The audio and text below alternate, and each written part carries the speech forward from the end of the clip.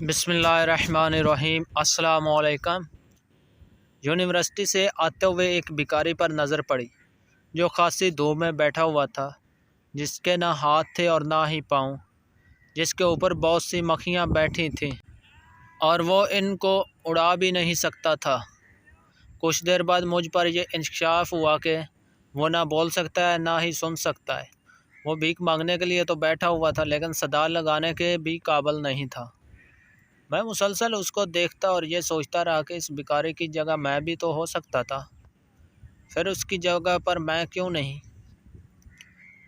میں نے تو کبھی کوئی ایسا کام نہیں کیا جس کی وجہ سے میں اس حال میں نہیں۔ آخر میں کیوں نہیں اس جگہ پر؟ مجھے کیوں اللہ نے ویسا نہیں بنایا؟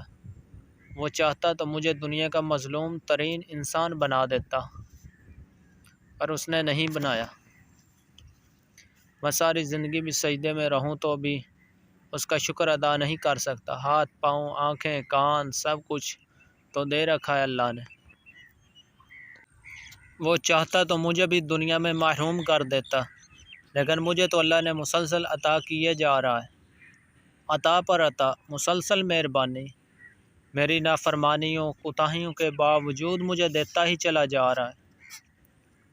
اللہ اس سارے رحم و کرم کے بعد بھی میں شکر کیوں نہ کروں؟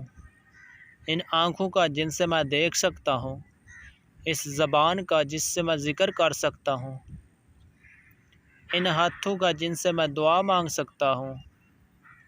اللہ کی دی ہر نعمت کا آخر ہم کیوں شکر ادا نہ کریں؟